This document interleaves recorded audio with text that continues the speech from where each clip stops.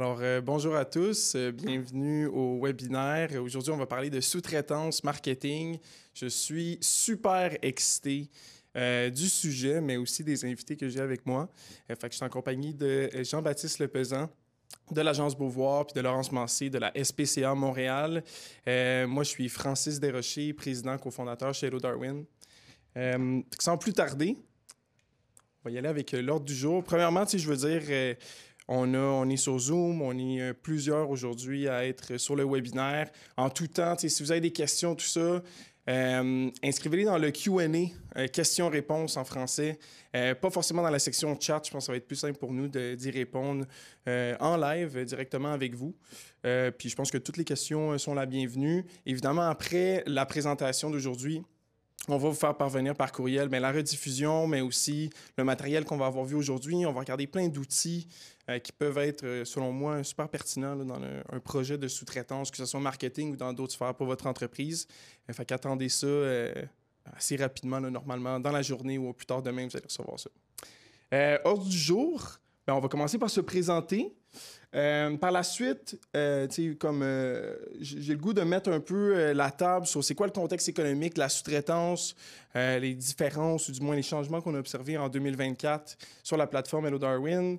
Après, je pense qu'on va parler de comment sous-traiter. Je suis super excité d'avoir justement JB d'une agence qui est un peu qui est un fournisseur de services en marketing, en communication puis en stratégie. Puis d'avoir Laurence qui est l'autre volet, qui est évidemment cliente de différents services en sous-traitance. Fait que je pense que l'objectif, là, c'est qu'on utilise nos deux intervenants aujourd'hui pour avoir votre point de vue sur...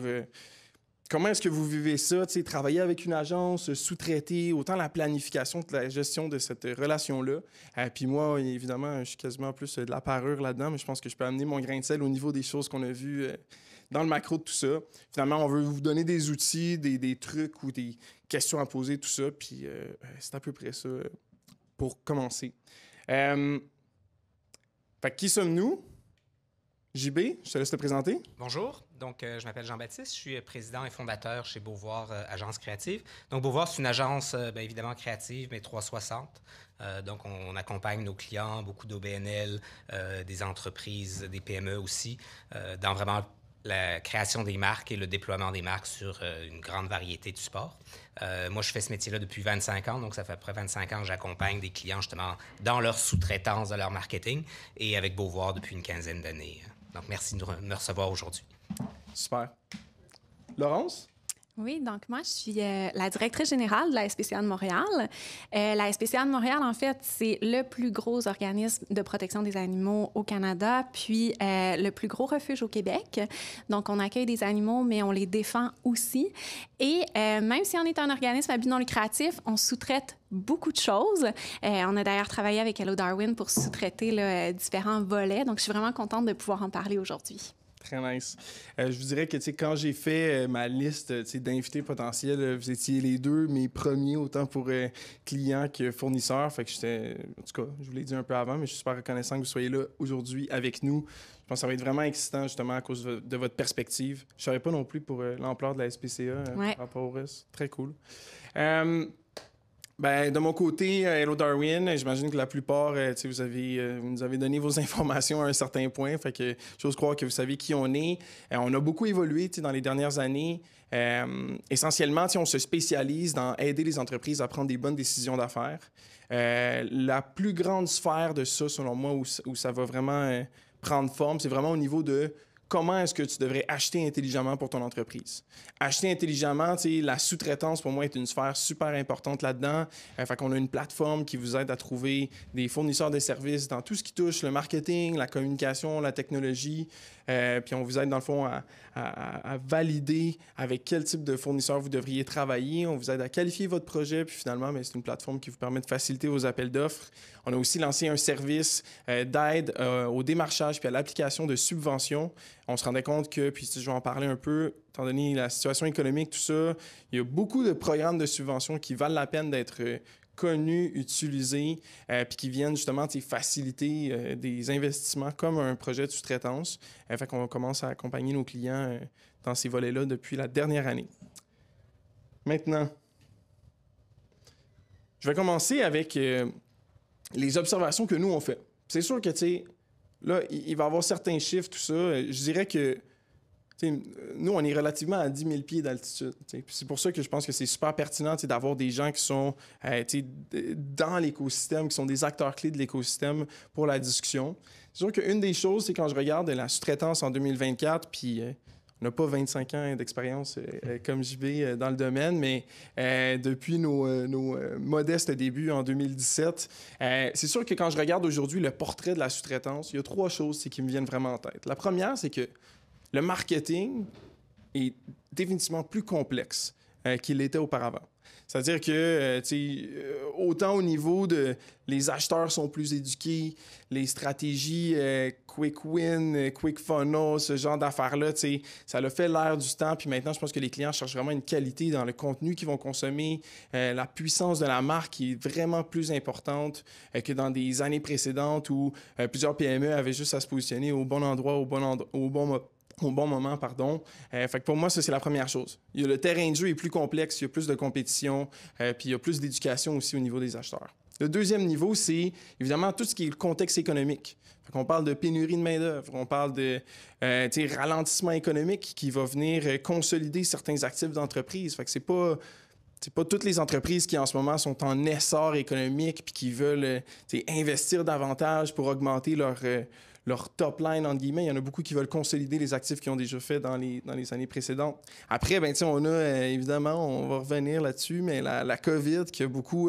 décentralisé le monde du travail, la culture de présentiel versus travail à la maison, pour moi, ça fait une grosse différence. Ça vient beaucoup toucher aussi l'externalisation, mais aussi l'internalisation, c'est-à-dire, est-ce que je peux avoir des employés qui viennent au bureau? Est-ce que donc, des fois, de sous-traiter, ça vaut la peine? Puis, mais la troisième affaire, pour moi, c'est les outils et la technologie. Mon premier point ici, c'est IA. Encore une fois, un autre, là, j'ai parlé de pénurie de main-d'œuvre, d'intelligence artificielle, de culture du remote puis de la COVID. On s'entend que c'est toutes des choses qu'on a entendues un peu partout dans l'actualité dans les dernières années. Je pense que l'IA est vraiment en train de changer la donne pour certains types de projets. Puis pour moi, ça vient... Il y a définitivement une vision de ça que nous, on a pu se faire quand on regarde le type de projet qui est déposé sur la plateforme, quel type d'ampleur de ces projets-là. Fait que j'ai très hâte de vous en parler. Puis finalement, beaucoup de logiciels existent. Il y a un écosystème de logiciels qui vaut des milliards de dollars au Canada qui vous permet de tout faire dans votre entreprise, ou du moins, c'est ce qui est proclamé. Fait que là, rendu là, c'est comment est-ce que je les intègre? Mais je pense que l'aspect stratégique est vraiment plus central qu'avant. Avant, il y avait beaucoup de travail d'exécution de part et d'autre. Maintenant, je pense qu'il y a un aspect qui est stratégique, qui ne peut pas s'acheter avec une licence puis une carte de crédit à chaque mois. Puis c'est quelque chose qu'on a remarqué également. Je vous invite à me compléter ou me couper s'il y a quelque chose par rapport à ça. J'ai 2 ou 3 tableaux qui, selon moi, sont pertinents. Je pense que le premier, pour moi, c'est de regarder par rapport aux différents services qu'on a sur la plateforme. Fait qu'un peu l'axe vertical ici. C'est quoi l'ampleur des projets? Fait que là, je ne parle pas du nombre ou de la fréquence, mais je parle vraiment, à quel point est-ce que les projets sont plus gros qu'avant dans certaines industries. Pour moi, il y a quelque chose qui est clair, c'est que les services qui ont une connotation stratégique viennent vraiment augmenter d'ampleur parmi les clients qu'on a aidés sur la plateforme. C'est-à-dire qu'il y a des projets de transformation numérique qui viennent essentiellement transformer pas juste les logiciels avec lesquels tu travailles, mais tous les processus de comment est-ce que tu travailles. Pour moi, c'est des projets qui ont énormément augmenté de valeur sur la plateforme. Mettre en place un CRM, un ERP, un logiciel de gestion, ce genre de choses-là. Après ça, mais la stratégie marketing, je pense que je regardais le même graphique 2021 versus 2020.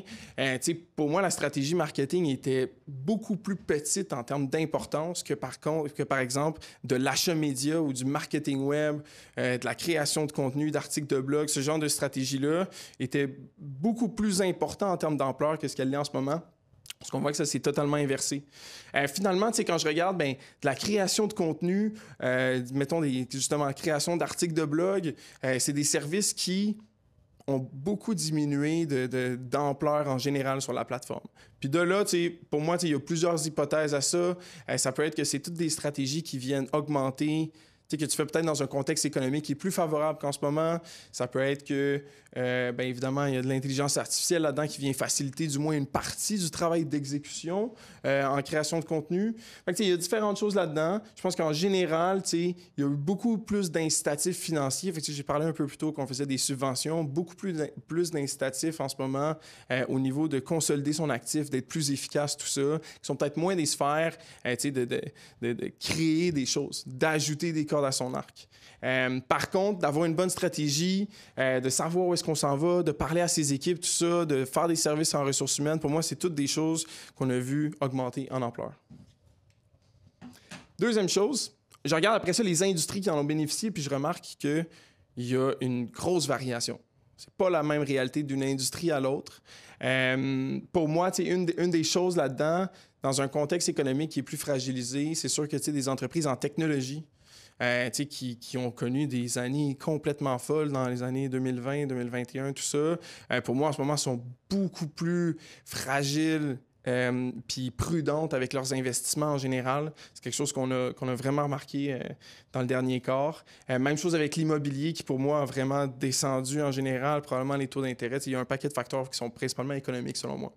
Après, je pense que en termes d'incitatifs financiers, bien, le gouvernement a voulu vraiment investir, donner des subventions dans différents secteurs, ce qui a probablement fait augmenter aussi certains leviers là-dedans.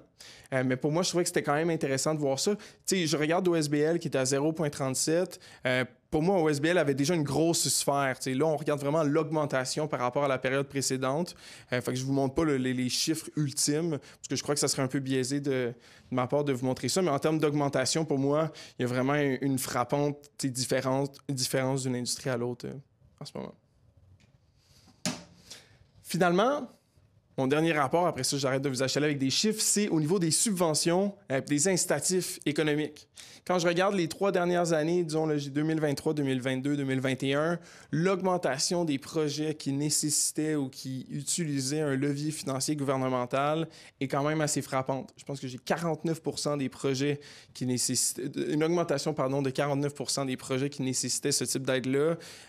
Si je reviens un peu sur le premier volet, contexte économique défavorable, beaucoup de besoins d'externalisation. C'est tous des projets qui sont la plupart du temps subventionnables quand ils sont bien ficelés. Puis je pense qu'on a vu beaucoup d'entreprises prendre jeu là-dedans. Fait que pour moi, c'est les 3 grandes réalisations qu'on a là, au travers de la sous-traitance. Fait que 1, c'est pas la même chose d'une industrie à l'autre. 2, les services changent. Fait que ce qu'on a besoin a beaucoup évolué dans les dernières années. Puis finalement, ben, je pense que l'incitatif gouvernemental ou externe a définitivement influencé les investissements des entreprises ou des organisations. Fait que voilà, c'est un peu sur mon analyse. Est-ce que ça a du sens? Ça résonne-tu Vraiment, avec vous? Vraiment, ouais? Ça fait du sens. Parfait. JB? Oui. Peux-tu nous parler, comment est-ce que tu veux commencer ça? Bien, merci pour l'introduction. Puis dans ce que tu dis, il y a une chose qui, moi, me paraît évidemment claire, surtout sur le... J'ai dit que j'ai fait ça depuis 25 ans, mais j'ai vu les 10 premières années, on était encore beaucoup dans une logique de médias. Donc, les clients qu'on appelait même à cette époque-là, les annonceurs, bien, la logique, c'est qu'ils ont un budget média. Ils vont voir une agence en disant « j'ai investi tant d'affaires, peux-tu m'aider? » Puis l'agence, la réflexion, c'est de dire « s'il y a un budget média, il y a des pourcentages, il y a des cotes qui viennent avec ça. » Donc, ça changeait la motivation de l'agence. Aujourd'hui, ça a changé parce que soit les clients gèrent leurs médias eux-mêmes, donc ils n'ont plus besoin de l'agence pour le faire, ou ce qu'on voit beaucoup plus à travers la technologie, c'est que c'est beaucoup plus fragmenté. C'est moins, on compte moins sur les médias de masse, c'est plus une succession d'initiatives variées qui, ensemble, fait quelque chose. Fait que là, les clients ont besoin d'aide à plein de niveaux. Puis les clients se posent des questions, on dit ça, est-ce que j'engage vraiment une agence faire telle partie alors qu'on pourrait la faire à l'interne? Fait que ça a comme vraiment, le portrait a complètement changé dans les 10 dernières années à cause de ça. Puis c'est super stimulant. J'ai mis une slide ainsi, très rapidement, de dire pourquoi on voudrait sous-traiter son marketing. Évidemment, c'est sûr, pour nous, les agences, nous, on est dans le monde de servir les clients. Donc, on veut que les clients sous-traitent. Ça va de soi. C'est ça qu'on fait dans la vie. On est guiré pour faire ça. Mais pourquoi une agence, pourquoi un client le ferait? Évidemment, selon moi, la meilleure raison, c'est pour accélérer le processus, augmenter l'impact. C'est illusoire de penser que des clients pourraient tout faire eux-mêmes. Mais il y a quand même des réflexions à avoir, de dire, dans mon cas, moi, comme client, quelle est la motivation? Puis c'est ça qui devrait guider le choix du fournisseur, le type de relation qu'on veut avoir. Ce que je remarque qui fait vraiment du sens pour beaucoup de clientes, c'est de se dire, il faut que je développe une compétence à l'interne. Mon marketing ne peut pas être à 100% donné à l'externe. Donc, les clients veulent garder un certain contrôle sur le marketing. Il y a des actions qu'ils veulent être capables de faire eux-mêmes. Ce que je vois, c'est qu'il y a deux tendances. Il y a des clients qui vont dire, je veux développer la compétence stratégique à l'interne. Donc là, ils ont des personnes qui ont des expertises puis des capacités de planification, de vision. Puis là, ils ont besoin d'aide pour l'exécuter. Parce que tu ne peux pas avoir un stratège dans ton équipe puis lui demander de faire la job de bras. Mais on voit également l'inverse. Des gens qui disent, moi, ma réalité fait que, par exemple, je dois être sur les médias sociaux régulièrement. Est-ce que je veux engager une agence à 100, 150 $ de l'heure pour générer des médias sociaux? Des fois, la réponse, c'est non. Donc, ces clients-là vont dire, moi, je vais me staffer à l'interne pour la job de bras. Par contre, j'ai besoin d'aide en stratégie ou j'ai besoin d'aide en création. Donc, il y a ça qui est une question à considérer pour les clients, de dire, qu'est-ce que je veux garder à l'interne? Qu'est-ce que je veux développer? Qu'est-ce qui est le plus utile dans le temps? J'ai l'impression par rapport à ça, puis je pense que c'est une discussion que j'avais avec Laurence hier à ce propos-là, mais ça se peut-tu que, en fonction un peu de l'expertise des gens, je te dis n'importe quoi, des gens qui sont plus créatifs, des rôles de graphistes, de directeurs, directrices artistiques, ce genre de rôle-là, peut-être que ce type de personnes-là recherchent quasiment plus à travailler dans une agence qui vont toucher à plein de projets différents. Fait que pour une entreprise qui n'a peut-être pas un niveau créatif méga stimulant, ils ont définitivement des besoins.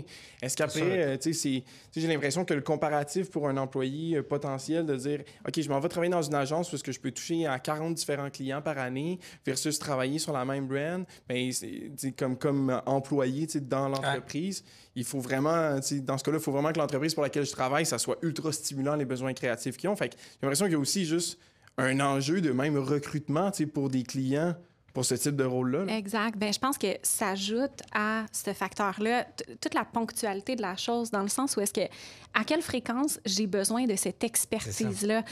Puis nous, j'en parlerai, mais nous, c'est un enjeu qu'on a remarqué, puis c'est pour ça qu'on a décidé de sous-traiter, parce que la fréquence n'était pas assez récurrente pour dire... C'est quoi, j'ai besoin de quelqu'un à l'interne pour répondre à ce besoin-là. Tant qu'à ça, je vais aller chercher une expertise encore plus senior, mais de façon ponctuelle. Fait que je pense qu'il faut penser aussi à la fréquence de l'utilisation de cette expertise-là. Exemple, c'est vrai pour les métiers créatifs, mais c'est aussi vrai pour les métiers stratégiques. Mettons que Laurence, tu as besoin d'un top stratège média pour faire une méga campagne. Est-ce que ça fait du sens de l'engager? Exact. Probablement pas, parce qu'il va s'ennuyer après. Absolument. Qu'est-ce que je fais? Puis c'est vrai pour les créatifs, les techniciens, etc. Puis je dirais que nous, on attire nos talents aussi en leur disant ça. On dit, bonne nouvelle, on a plein de clients tripants, puis tu feras pas la même chose à chaque jour toute ta vie. Puis je pense que ça, c'est une force aussi de l'agence, parce que ça nous permet d'aller chercher comme clients des meilleures pratiques que vous avez mis en œuvre chez d'autres clients. Je pense que cette diversification-là est vraiment pertinente comme client. C'est une valeur ajoutée. Là. Effectivement, bon point, je n'avais pas pensé à ça, mais c'est vrai. Puis après ça, il y a tout le côté force de frappe. Là. Ça reste qu'une agence. S'il faut mettre, n'importe quoi, 8 programmeurs pendant une semaine pour sortir un projet, on est capable de le faire. On est justement dans la game d'aller chercher des ressources, même si quand il faut aller chercher des pigistes, on est capable de les engager, de les structurer. Fait qu'il y a une certaine rigueur dans la façon de travailler qui donne une paix d'esprit aux clients. À un moment donné, c'est OK, là, j'ai pas à gérer des fichiers sources, puis des feuilles de temps d'infographes, puis des choses comme ça. Je pense que ça vient avec c'est la surspécialisation aussi qui devient quasiment... c'est utopique de penser que comme client, tu n'aurais pas besoin par certains moments. Je pense que c'est là un peu la particularité, c'est de dire à quel moment, pour quelle raison est-ce que je devrais sous-traiter. C'est ça. L'important, c'est de se poser la question. Bonne manière. Je pense que ça peut être facile pour beaucoup de clients de rentrer dans un OK, là, je vais tout sous-traiter puis tout. Puis là, au final, je pense qu'il y a un ballon à faire de ce côté-là. C'est clairement pas tout noir ou tout blanc. Je le vois sur nos clients. Il y en a qui en sous-traitent beaucoup, il y en a qui sous-traitent de la prod, il y en a qui sous-traitent de la strat, il y en a qui sous-traitent peu, il y en a qui récupèrent des fichiers sources pour les produire à l'interne. Il y a vraiment toutes sortes de cas de figure, puis c'est important que ce soit comme ça. Le dernier avantage que je dirais, c'est le contrôle sur le risque financier. Je pense que quand un client brief une agence, surtout sur un projet forfaitaire, vous êtes capable de dire on s'attend à ça, on le veut pour telle date, puis c'est ça notre budget. Après, l'agence se débrouille pour faire arriver les choses. Fait que c'est quand même un autre avantage aussi, c'est de partager ce risque-là. Définitivement. Je change de diapo? Oui. Comment s'y prendre? J'ai mis quelques points ici. Le premier, pour moi, c'est un peu comme tu disais, c'est clarifier les attentes. C'est de se poser que vous, comme client, vous posiez des questions à dire, bon, ben, de quoi j'ai vraiment besoin? Est-ce que c'est un projet stratégique? Est-ce que c'est un projet créatif? Est-ce que c'est de l'exécution? C'est 3 cas de figure différents. Puis c'est vraiment de se dire, OK, ça, on veut le garder à l'interne, ça, on veut le donner à l'externe. Donc, de bien y penser pour faire les bons choix. Clarifier aussi le genre de modèle financier souhaité. Parce qu'il y a plusieurs façons de travailler avec une agence. Vous pourriez travailler en time and material, où là, c'est j'appelle mon agence, j'ai besoin d'aide tout de suite, fais ça, même si le brief n'est pas complet, c'est pas grave, j'ai quelqu'un disponible qui le fait. Donc là, pour l'agence, de charger à l'heure, ça fait du sens. Puis des fois, pour le client, c'est même plus simple parce que c'est pas compliqué. Il y a des ententes forfaitaires où on dit, bon, ben je m'attends à livrer tel budget, tel projet dans tel budget, ça marche aussi. Il y a des modes hybrides où on est en mode agile puis on fait des mini-blitz. Tout ça, ça se discute avec votre agence. L'important, c'est d'en parler en amont, justement, pour trouver la bonne chose. Évidemment, ce que vous pouvez faire, ce qu'on vous encourage à faire pour que ça marche bien, c'est vraiment clarifier qu'est-ce que vous allez fournir. Des fois, c'est des choses qui ne sont pas assez claires, particulièrement en termes de vision, en termes de brief. Nous, on peut bien travailler quand c'est clair où on commence, où on finit. Ce que vous ne voulez pas, c'est une agence que vous briefez, par exemple, pour de la prod, puis qui va dire « Ah, le brief n'est pas clair » ou « La plateforme, il n'y a pas de plateforme visuelle. » Fait que là, on retourne en amont, on fait valider des choses. Ce genre de bordel-là est un peu nuisible quand c'est mal planifié. Donc, de votre côté, client, bien planifier ça, sécuriser qu'est-ce que je vais fournir, ça aide beaucoup. Ça, je trouve ça vraiment intéressant parce que comme client, je trouve qu'on sous-estime très souvent le brief qu'on va donner à l'agence. Des fois, c'est des questions qu'on ne s'est même pas posées en amont. Puis là, on se met les 2 mains dans le projet puis on se rend compte que nos paramètres ne sont pas clairs. Puis ça effrite un peu le lien de la relation avec l'agence dans ce temps-là. Parce que là, on se dit, aïe, l'agence n'a pas fait ça. Moi, j'étais sûre qu'elle allait le faire, mais... De l'autre côté, l'agence dit, bien, vous m'avez pas dit de faire ça. Fait comme, tu sais, c'est le fun d'avoir cette réflexion-là en amont, définitivement. Puis tout passe par la relation. À partir du moment où il y a une relation de confiance, d'échange, que l'agence n'est pas gênée de poser ses questions, que le client n'est pas gêné de donner son feedback, c'est là que ça devient vraiment intéressant. Parce que là, on peut collaborer, on peut lever des flags. Fait qu'il faut mettre en place la bonne façon pour que ça se passe. Tu sais, des fois, nous, à l'interne, on a comme un dicton, entre guillemets, quand on a des clients, des fois, qui nous approchent, puis dans le discours qu'ils vont avoir, tout ça, ça va quasiment être je veux acheter de l'argent avec de l'argent, tu sais. C'est purement transactionnel. C'est comment je vais les payer pour faire ça, puis je vais faire plus avec ça. C'est souvent des clients qui ont justement des attentes un peu... pas forcément des attentes... probablement des attentes un peu délusoires à l'intérieur de ça, mais plus loin que ça, il n'y a tellement pas d'empathie avec... C'est un autre humain qui travaille avec toi. Si toi, tu ne prends pas le ownership de lui donner tous les outils qu'il a besoin pour réussir, c'est pas acheter de l'argent pour de l'argent, tu sais. Puis je pense très souvent, nous, on va voir des clients qui vont arriver avec cette mentalité-là, puis on leur explique. Puis je pense qu'au fur et à mesure, ça a du sens, tu sais. Quand tu expliques à la personne que c'est pas aussi simple que ça, qu'ultimement, c'est de la collaboration, c'est augmenter ta force de frappe à toi. Si tu n'as pas une bonne stratégie initialement, si toi-même, tu n'as pas de structure pour travailler avec des collaborateurs externes, peu importe l'expertise du sous-traitant ou de la sous-traitante avec qui tu vas travailler, c'est certain que ça ira pas loin. Fait que je pense qu'il y a comme beaucoup... puis ça, pour moi, c'est quelque chose qu'on voit de moins en moins. Je pense que les entreprises comprennent l'importance de la sous-traitance, puis aussi l'importance de ne pas manquer un projet de sous-traitance, parce que opportunité, coût, ressources, ça coûte assez cher se tromper, même si c'est pas seulement de la finance que tu vas perdre. Mais définitivement, je pense que c'est une grosse amélioration qu'on a vue, parce qu'il y avait une grosse mentalité, je pense, d'acheter du revenu pour une somme. Puis c'est correct aussi que les attentes soient très haut niveau. Un client disait hey, « Moi, je suis une petite entreprise, je connais rien au marketing, mon objectif, c'est que mes ventes augmentent. » Ça fait du sens, mais à ce moment-là, soyez prêts à ce que l'agence veuille vous accompagner en stratégie en amont. Le pire, c'est de se faire dire « OK, j'ai besoin de toi pour faire un mandat de production. Je vais te fournir la stratégie. » Puis là, on se rend compte que la stratégie, soit elle n'existe pas, elle est dans la tête du président, mais le reste de son équipe ne la partage pas.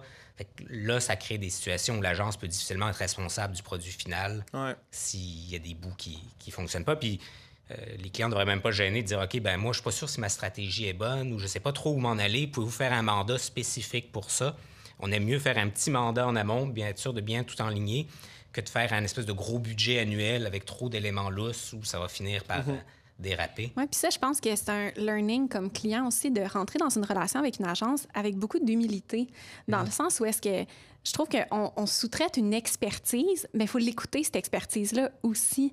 Tu sais, je pense que c'est intéressant que l'expert nous dise ben moi, je changerais ce pilier-là de votre stratégie ou ce pilier-là, il est peut-être pas assez solide pour qu'on tape dessus avec une campagne de notoriété, bon, etc. Fait que je pense que d'avoir une bonne relation avec l'agence, c'est la base, mais d'être ouvert aussi à l'écouter. Puis dans un cadre transactionnel comme ça, j'ai pas l'impression qu'on a cette ouverture-là. Puis pourtant, c'est riche d'avoir cette ouverture-là, puis d'être capable de dire aïe, c'est vrai, j'avais pas vu cet angle mort-là. Il m'y a fait penser parce que lui, il a vu ça maintes et maintes fois, 25 ans d'expertise. Mais il faut l'écouter, là, en fait. Puis c'est ça le meilleur des mondes, c'est quand chacun peut amener sa force et considérer ses propres biais. Parce que le biais des clients, c'est qu'ils pensent que leur business est parfait puis que tout le monde connaît qu'est-ce qu'ils font dans la vie. Puis le biais des agences, c'est des fois, on pense qu'on a la meilleure idée ou on pense qu'on connaît toutes les réalités d'une business, mais c'est pas vrai. Là, je peux pas connaître la réalité de ta business à toi. Donc, ça prend cet échange-là, cette période-là où on met en commun nos affaires, on fait un plan ensemble, puis après ça, on part. Un petit conseil encore là pour bien vous y prendre, des choses de base en termes de gestion de projet. Pensez à fournir une ressource unique. Ça, on voit beaucoup, des fois, quand on travaille avec des organisations où il y a beaucoup de gens, ben là, tu as du feedback qui vient de 4 places en même temps. Avoir 25 personnes sur le courriel. C'est ça, puis tu sais pas. Fait que, un petit conseil, mettez-vous, c'est pas obligé d'être le top dans votre organisation, mais ça peut être une personne qui est en charge de juste consolider les commentaires, les demandes. C'est rassurant pour l'agence de dire, OK, je vais dealer avec cette personne-là quand c'est pas clair. Donc, ça aide. Aussi, en autre conseil, il faut nommer les risques. Ça fait partie de la gestion de projet, de dire, hey, dans mon plan, là, il y a une affaire qui est un petit peu lousse, ou j'ai un angle mort là-dessus, ou tel fournisseur pourrait ne jamais nous livrer telle affaire, ou la date de notre événement peut changer. Souvent, on entend les clients qui sont très, très optimistes. Évidemment, à la soumission, ils veulent pas que ça coûte trop cher, donc ils tendent à minimiser les risques. Donc, commentaire, n'hésitez pas à dire, s'il pourrait telle chose pourrait arriver. Ça aide l'agence à se préparer, puis ça aide à nommer, si telle chose arrive, on va faire telle autre chose. Ça, encore là, ça aide beaucoup. Puis le dernier point, c'est collaborer. C'est comme on disait tantôt, discuter, parler, poser des questions, challenger. Autant du côté de l'agence, je dis à mes gens en conseil, il ne faut pas hésiter à dire hey, « j'ai une meilleure idée que toi » ou « j'ai une suggestion » ou « je ne suis pas d'accord avec ce que tu me proposes ». À partir du moment où on est dans un échange, tout se dit. Puis des fois, on gagne, puis des fois... Puis on dit merci pour ton idée, mais c'est pas celle-là qu'on veut. L'important, c'est de pas être gêné d'avoir cet échange-là. Je pense qu'il y a vraiment une grosse notion, puis c'était un peu des premiers points que tu disais, mais d'imputabilité. Souvent, justement, pourquoi est-ce qu'il y a plein de personnes qui sont impliquées dans les projets? C'est pas clair même à l'interne à qui le projet appartient. C'est quoi les critères de succès? Qu'est-ce qui fait en sorte que c'est un succès, c'est un échec? Puis je pense que c'est vraiment... Puis, tu sais, nous, on le sait parce qu'après, tu sais, on propose ces projets-là à des agences. Mais les agences sont comme, OK, mais comment est-ce que je vais savoir si je peux être la bonne personne pour appliquer sur ce mandat-là? C'est quoi qu'il veut, le client, tu sais? Fait que nous, il faut qu'on soit capable de résumer ce que le client veut, tu sais, une phrase assez simple, tu sais, du moins, tu sais, qui va être assez claire, concise pour une agence. Puis, très souvent, il y a un travail à faire avec les clients. Fait que je dirais que je pense que cette culture-là part de l'organisation comme telle. En général, d'avoir un système d'accountability, de mettre des championnes, des champions de projet qui vont l'amener de A à Z, puis qu'à la limite, l'équipe à l'interne, ils définissent seulement c'est quoi le fil d'arrivée, où est-ce qu'on veut aller avec ce projet-là? Qu'est-ce qu'on veut être capable de faire concrètement avec cette chose-là? On ne veut pas juste faire du SEO pour du SEO, on ne veut pas juste faire une vidéo pour une vidéo. Qu'est-ce qu'on veut faire avec cette vidéo-là? Je pense que ça donne aussi beaucoup de contrôle puis de puissance aux championnes qui vont prendre après ces projets-là pour être versatiles pour le faire. Tu ne veux pas non plus mettre trop de barrières avec le sous-traitant que tu vas utiliser. Fait que je pense que juste de définir c'est quoi la vision moyen terme, disons, avec le projet comme tel. Puis après ça, mais ça va se décliner dans différentes choses qui sont peut-être l'exécution assez straightforward avec une agence. Mais ouais, c'est quelque chose que je vois aussi. Autre suggestion, parce qu'on parle de l'importance de la relation. Je vois des fois des clients où tout le processus d'appel d'offres, de soumission se fait, par exemple, par le président ou le directeur général ou le VP marketing avec quelqu'un de vente dans l'agence. Mais c'est pas les vrais gens qui vont travailler ensemble. Moi, je suggère, faites une rencontre où les gens peuvent se rencontrer, où ta coordo marketing va rencontrer mon chargé de projet. Je dirais, avez-vous le goût de travailler ensemble? T'sais, pensez-vous que ça va être le fun? Avez-vous un bon feeling? Le reste, ça se règle, les scopes, les budgets, etc. Mais le point de départ, c'est pas mal d'avoir envie de trouver un fit. T'sais, quand il y a un fit, puis qu'on dit hey, « je pense qu'on va avoir du fun sur ce projet-là », le règle s'arrange. Le pire, c'est d'avoir deux inconnus qui on ne s'est pas choisi. J'aurais pas, si ça avait été de moi, j'aurais pas travaillé avec vous. Là, ça part mal. C'est ça. Exact. Mais je trouve ça intéressant aussi le fait de penser à la structure interne qui va supporter le projet. Parce que c'est vrai que des fois, on se lance dans un projet, puis même si on sous-traite, ça demande la coordination interne, ces projets-là.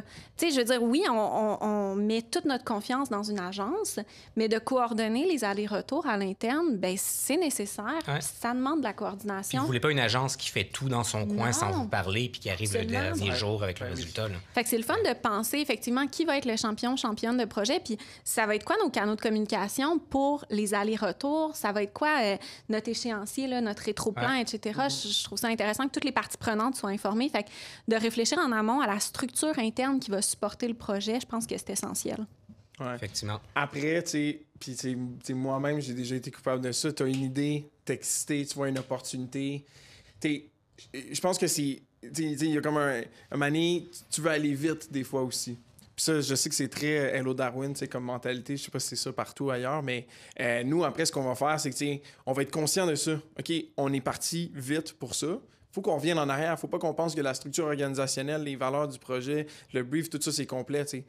Des fois, je pense que ça peut être correct, dépendamment de la culture, de faire les choses en simultané, mais faut faire les choses en simultané. Il faut revenir à la base, même si tu es en train d'accélérer, déposer un appel d'offres, puis d'aller vite, d'avoir des discussions. En même temps, il faut que tu t'assures de justement bâtir cette structure-là à l'interne, puis d'établir ces communications à l'externe. Là. Fait que, ouais, définitivement.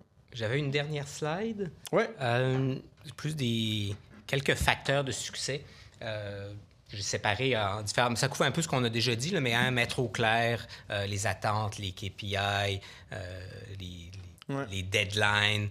Plus vous partagez, plus vous êtes transparent, mieux ça va aller. Partager la vision, ça, c'est vraiment un point super important. Même quand on est dans un mandat de prod, d'entendre de la part des leaders chez les clients ce qui les garde réveillés la nuit, pourquoi ils font ça, qu'est-ce que l'organisation vise faire. Même si c'est un programmeur qui est en train de développer un formulaire, ça drive les gens. Ça fait qu'on sait pourquoi on vous aide, on comprend que vous avez une mission. Donc ça, il ne faut pas sous-estimer vraiment à le partager.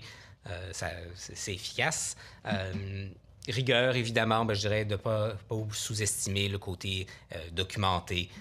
Je le dis à nos équipes, parce que l'agence doit le faire, mais les clients aussi.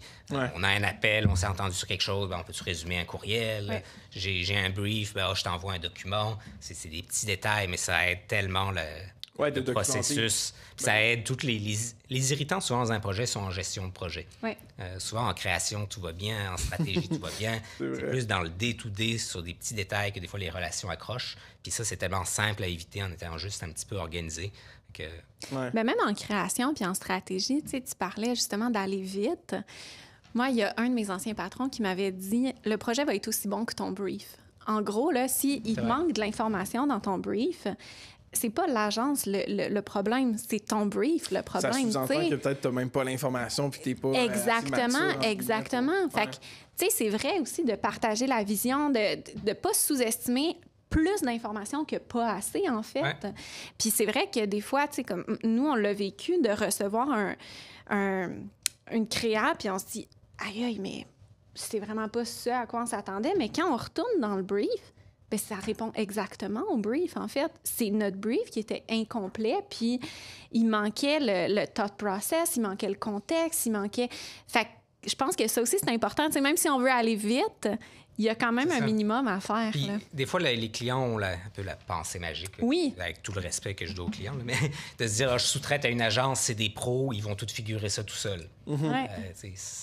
Ça reste qu'il y a un temps d'appropriation. C'est pour ça que c'est intéressant quand on a des relations qui durent plus qu'un mandat.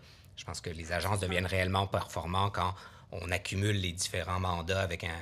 Il n'y a plus comme avant des agences AOR, Agency of Record, où tu garantis que tu vas travailler uniquement pour le client pendant une longue durée.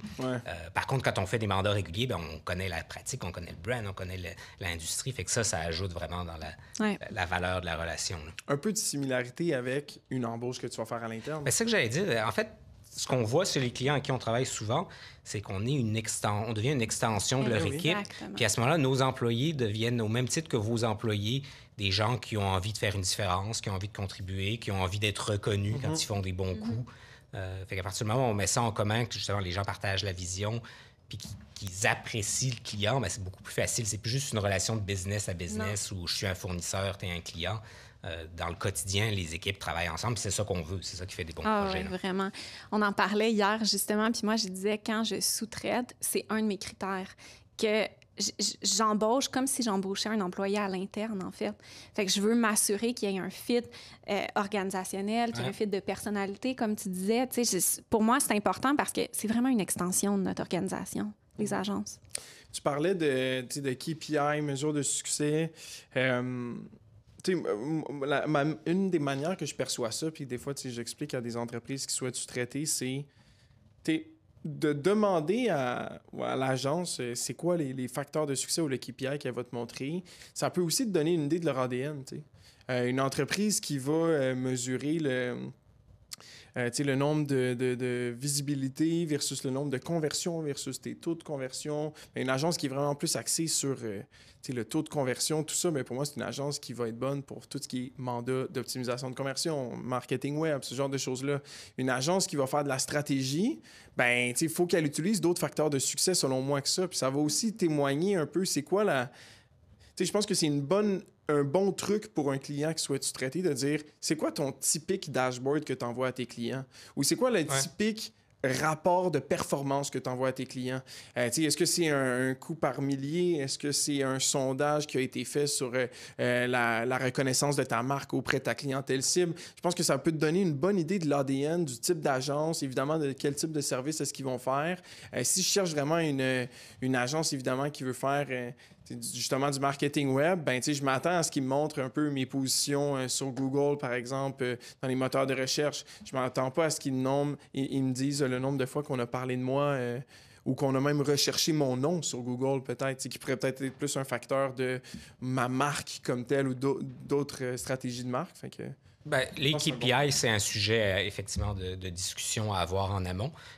Puis garder en tête aussi que des fois, c'est correct que le KPI, ce soit la satisfaction exactement. De l'intervenant. Ouais. Surtout dans des projets plus créatifs où des fois on aide un entrepreneur, tout est dans sa tête, puis il dit « Hey, Beauvoir, je veux que vous me suiviez, livrez ce que je vous demande, c'est ça que je m'attends. » Ben nous, si à la fin il dit « Hey, je suis super satisfait de ce que vous nous avez livré », pour nous, ça peut être le KPI. 100%. Puis lui, il sait ce qu'il veut. C'est différent d'un projet à l'autre. Mais dans ce contexte-là, je pense que les attentes sont importantes aussi d'être mises au clair parce qu'un entrepreneur qui arrive et qui dit « Ah, c'est ça que j'ai dans ma tête puis c'est ça qui va me rendre milliardaire. OK, correct, je vais exécuter ton idée, tu vas être satisfait. » Mais je ne peux pas te garantir que cette idée va te rendre milliardaire. Fait que, je pense que la gestion des attentes. En fait, le problème, c'est quand il y a deux KPI qui ne sont pas liés ou quand l'agence est jugée sur un KPI sur lequel elle n'a pas de contrôle. Ouais. Souvent, on a des clients qui disent est-ce qu'on pourrait faire un deal où on va vous payer en fonction des résultats de la campagne? On dit tout le temps non, entre autres, parce qu'on dit, moi, ma job, c'est de te suivre, toi. Si toi, tu fais un mauvais move de relations publiques puis que ça scrape notre campagne, je ne veux pas être fâché parce qu'à cause de ton mauvais move, j'aurais pas mes revenus. Et puis si tu me dis, je veux que ce soit bleu parce que je pense que c'est ça, ben, on va avoir une discussion là-dessus. Mais donc, ça reste qu'on est des fournisseurs, on est là pour vous supporter. Absolument. Puis c'est important de garder ce rôle-là. 100%. Merci, JB, pour ça. Bienvenue. Super intéressant. Expérience de la SPCA. Oui. Hier, on s'est parlé, tu avais un paquet de choses à dire. Je vais on en a dit certaines. Verbomoteur. Exact. Nous, la SPCA de Montréal, en fait, on a décidé de sous-traiter d'abord et avant tout pour des raisons de ressources. On fonctionne à 70 % avec des dons du public.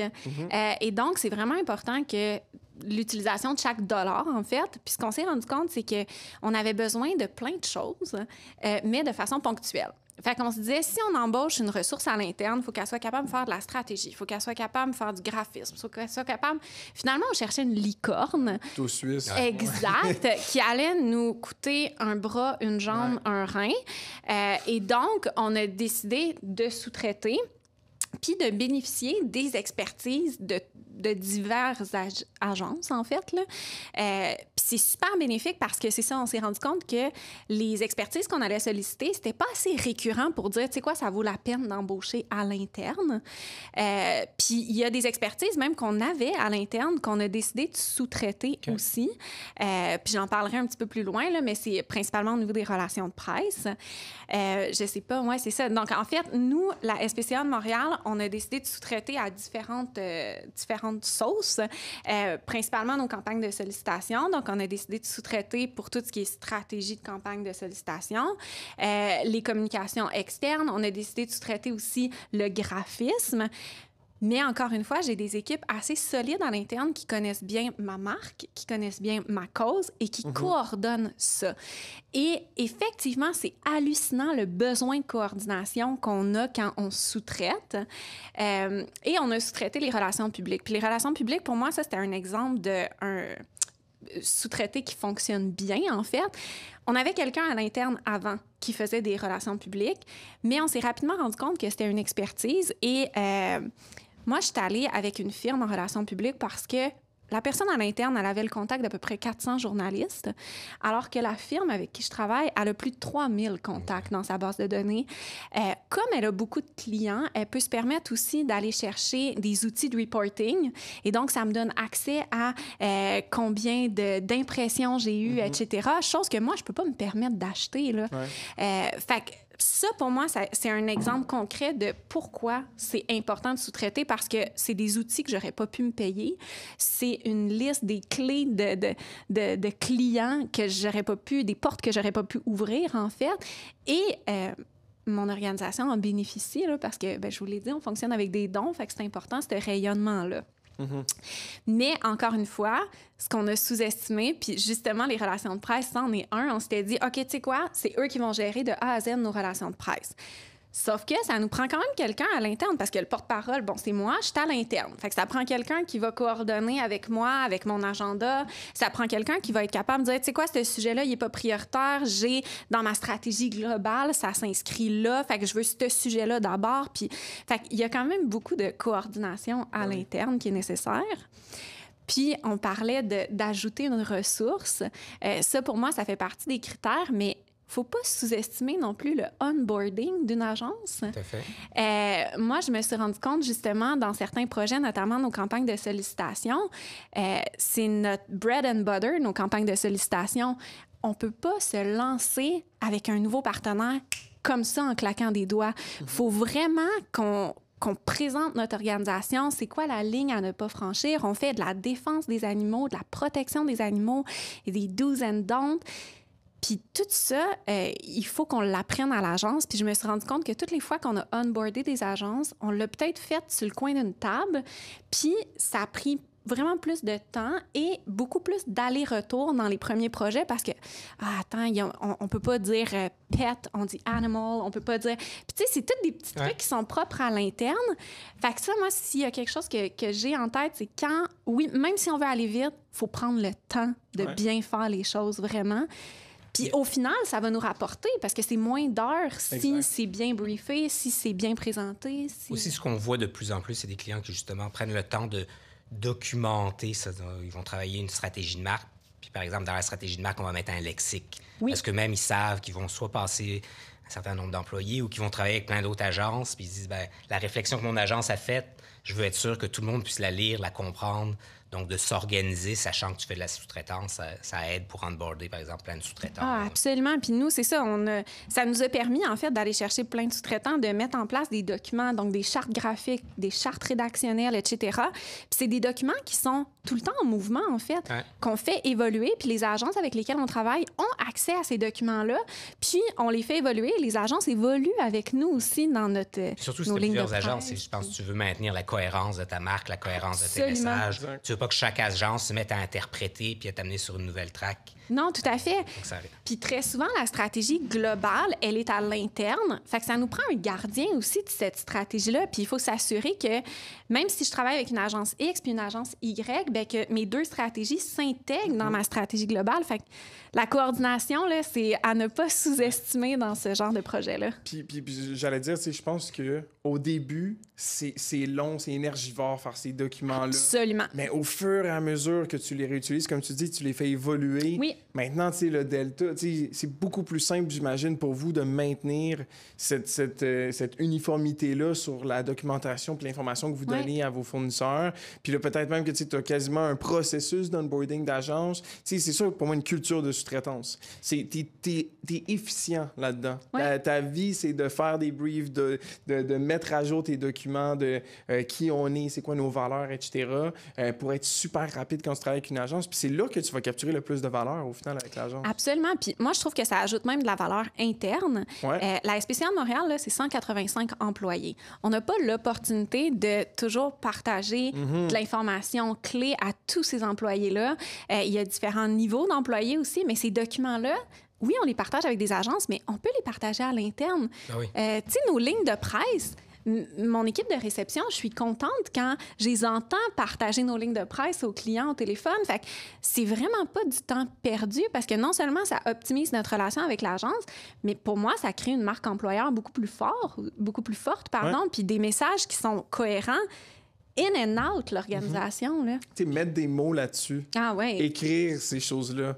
Même si pour toi, dans l'équipe marketing, peu importe, c'est quelque chose de clair, juste le mettre par écrit, je pense que ce soit à l'interne ou à l'externe, c'est super bénéfique. Par rapport à cette partie-là, je pense que vous êtes bien organisé, puis tu as pris ça en main, puis tu l'as fait.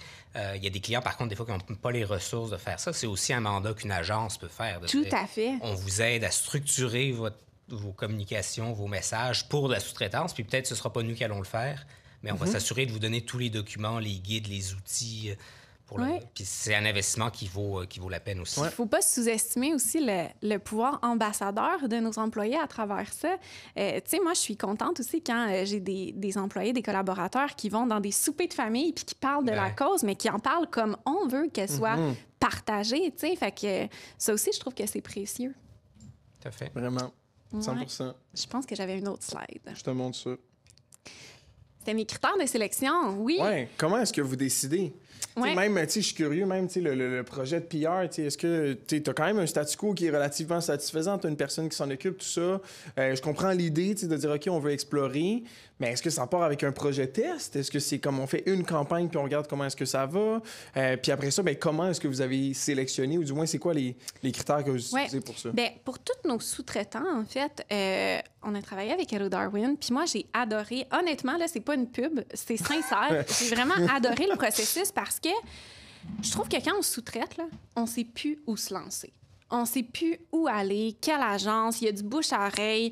Ta tante a travaillé avec une agence, ton collègue a travaillé avec une autre agence. Tu sais plus où aller.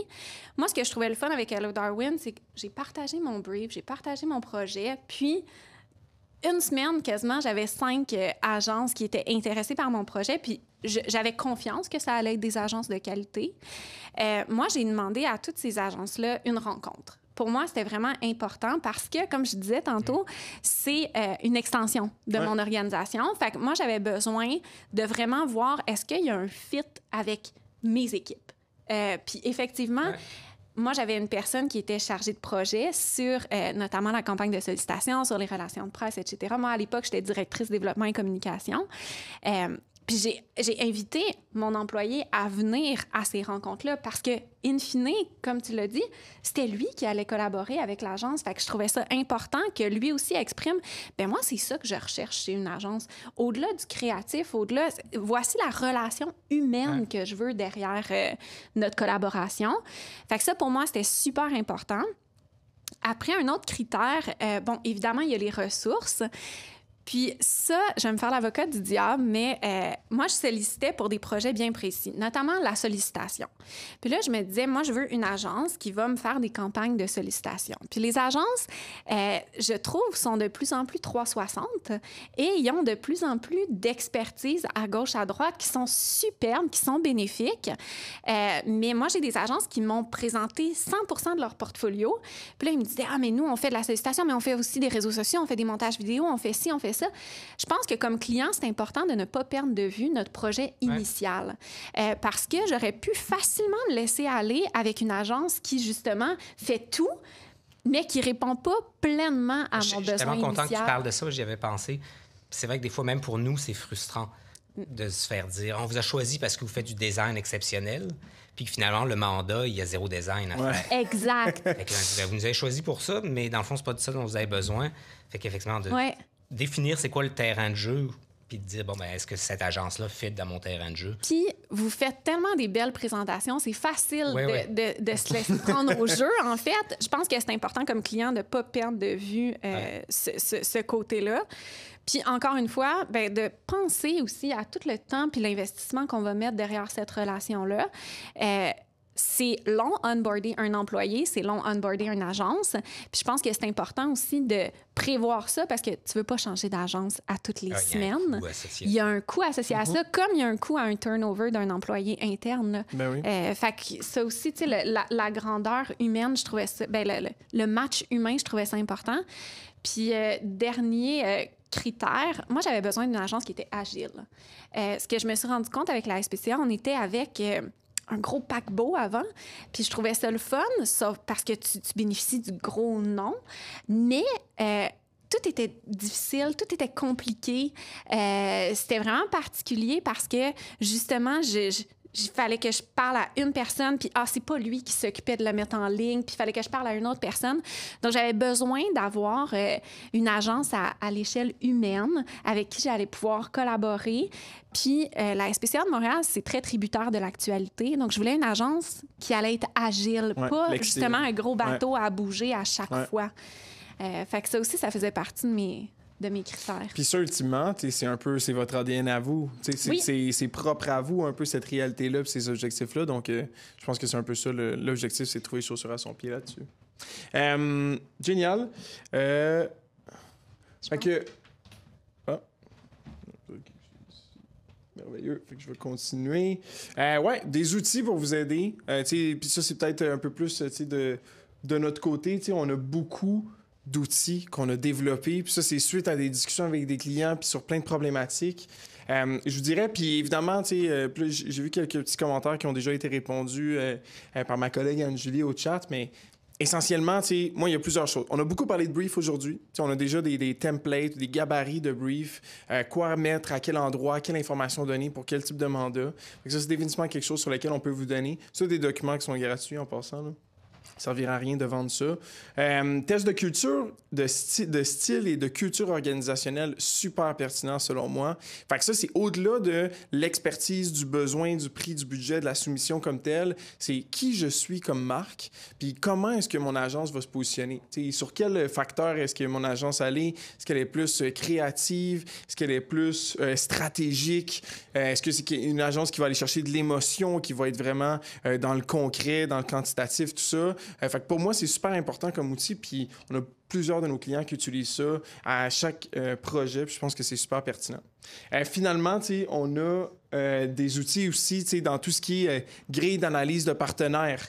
Où est-ce que là, à ce moment-là, je vais regarder, OK, du fournisseur 1, 2 ou 3, c'est quoi les plus, les moins. Bref, c'est tous des outils qui viennent un peu structurer, disons, un appel à projet en général. Mais ça, je trouve ça tellement le fun. Puis le test là, de fit de culture, tu m'en as parlé hier, puis je suis vraiment impressionnée parce que quand on onboard un nouvel employé, par exemple, à l'interne, on lui fait faire un test admin pour être sûr que ça fit. Je trouve que c'est à ne pas négliger chez un sous-traitant, là, 100%. Vraiment. C'est super intéressant. Après, pour moi, la partie sélection vient aussi du fait de faire un bon appel d'offres, en général. Ouais. Fait que, je veux pas juste m'adresser à l'agence de ma tante, je sais pas, le truc que tu disais, la référence que tu vas te faire proposer, si tu fais un post sur Facebook ou sur LinkedIn, c'est probablement une super agence, mais c'est probablement une agence qui a eu un succès dans un cas précis de ta référence. T'es pas le même cas, t'as pas la même réalité, les mêmes attentes. Fait que juste de faire participer plusieurs personnes, probablement. Puis d'avoir une uniformité dans l'appel d'offres aussi, parce qu'au final, on veut comparer des pommes avec des pommes. Là. Fait que si moi, c'est toujours difficile. Exact. Mais tu sais, je pense que c'est important à nous d'avoir les mêmes paramètres pour briefer une appel d'offres pour une agence X puis une agence Y, parce que sinon, on compare pas les mêmes choses. Puis je trouve pas ça fair, en fait, pour les agences non plus qui participent à cet appel d'offres-là, s'ils n'ont pas les mêmes paramètres, les mêmes objectifs. C'est pour ça que, tantôt, tu disais, je veux rencontrer mes agences. Oui. Ça, c'est tellement une bonne pratique. Parce que ça permet le fit humain, mais ça permet la discussion sur « Ah, vous avez packagé ça de telle manière. » Parce qu'on le sait, là, les agences, on a tous développé notre jargon à nous, notre structure, notre méthode. Fait qu'on fait quasiment exprès pour pas que vous puissiez comparer des pommes avec des pommes. Oui. Parce qu'on veut avoir une discussion après, on veut en parler. Fait qu'il faut ouvrir la discussion. Au-delà de ça, ben nous, on a l'opportunité de le faire. Là, on est un refuge aussi. Mais moi, toutes les agences qui m'intéressaient puis que j'envisageais onboarder, je les invitais aussi à venir chez nous. Oui, je les invitais à venir faire le tour de la SPCA de Montréal puis rencontrer nos pensionnaires parce qu'au final, c'est pour eux qui vont travailler. T'sais. Ça aussi, je trouve ça important de ne pas sous-estimer. L'agence a quelque chose à prouver, mais nous aussi, comme clients, on a quelque chose à prouver avec l'agence pour assurer un fit. Ouais. Vraiment. Évidemment, je vais prêcher pour ma paroisse. On a une plateforme qui a 6000 agences merveilleuses, dont Beauvoir en fait partie depuis maintenant plusieurs années. Fait que, je vous dirais, il y a nous, il y a votre réseau. L'important pour moi aujourd'hui, là, c'est de comparer, parce que c'est comme ça qu'on fait des achats intelligemment. D'un autre côté, nous, on a cette plateforme-là qui est super accessible, puis qui va couvrir définitivement tous les services qu'on a discutés aujourd'hui et même plus là-dessus. Génial. Pour moi, il y a quelques questions qui ont été répondues sur comment est-ce qu'on pouvait vous aider. Oui, les outils vont vous être envoyés, ce genre de choses-là, comme je disais, après la discussion d'aujourd'hui. Essentiellement, une des prochaines étapes, si vous avez un projet, je pense que c'est de le définir plus clairement. On a parlé de définir des attentes. Le succès, c'est quoi? Qui va s'en occuper? Toute l'imputabilité de cette chose-là, pour moi, est super importante à définir. À ce moment-là, je vais reprendre le contrôle de la présentation. Oui, d'utiliser tous ces outils-là, pour moi, ça peut être super bon, mais vous pouvez aussi les développer à l'interne, ces outils-là, je crois. Juste d'avoir quelqu'un qui pense à toutes ces choses-là, qui va mettre sur écrit tous les critères que vous avez, pour moi, super important. Faire participer différentes personnes. Idéalement, même, avoir peut-être une différence de fournisseurs qui font partie de l'appel d'offres. Une agence qui est spécialisée dans votre domaine, mais qui peut-être a une expertise autre que votre industrie ou votre secteur spécifique. Peut-être une agence qui est spécialisée dans votre industrie, dont vous êtes en alimentaire, mais une agence qui ne fait que ça, qui fait peut-être plus de... Tu comprends? Tu veux une variété un peu de profils, peut-être une agence qui est plus analytique, une autre créative. Je pense que c'est super santé pour une entreprise dans un appel d'offres de faire cette chose-là. J'ai une question de Sandra qui est arrivée. Est-ce que c'est encore logique de croire que le budget marketing doit être un certain pourcentage du chiffre d'affaires en moyenne? Intéressant, ça. Je suis curieux de vous entendre l'un ou l'autre là-dessus. C'est probablement... moi, je dis que c'est une règle du pouce. Là. C'est quand tu fais des calculs rough sur un coin de table parce que tu te projettes dans l'avenir, ça peut faire du sens. C'est rare que je vois que c'est réellement ce chiffre-là. Après, ça dépend toujours de où tu es dans ta maturité d'entreprise, quel genre de défi tu as devant toi. Oui. Moi, j'ai été en retail avant et là, je suis pour la SPCA de Montréal, qui est un organisme à but non lucratif. En retail, on utilisait beaucoup, effectivement, le pourcentage, mais je pense que ça dépend aussi de tes objectifs. Parce que pour moi, le pourcentage, c'est oui pour faire vivre pour maintenir, ton organisation, exactement, puis ta marque. Mais si tu veux faire une campagne d'acquisition, par exemple, puis tu veux faire croître ta marque, je pense qu'il faut que ce pourcentage-là soit plus grand aussi. Fait que je pense que ça va dépendre vraiment de où est-ce que, comme tu dis, où est-ce qu'on est dans l'organisation en ce moment, où est-ce qu'on veut amener l'organisation. Puis je pense qu'il ne faut pas avoir peur de faire des investissements. Là, puis le pourcentage peut être utile pour se comparer avec du comparable. Donc, comparez-vous avec une autre entreprise dans votre industrie ou comparez-vous avec une entreprise qui a le même genre de défi. On sait que, par exemple, ouvrir un nouveau marché, c'est beaucoup plus coûteux qu'entretenir un marché existant. Fait que ce chiffre-là va changer.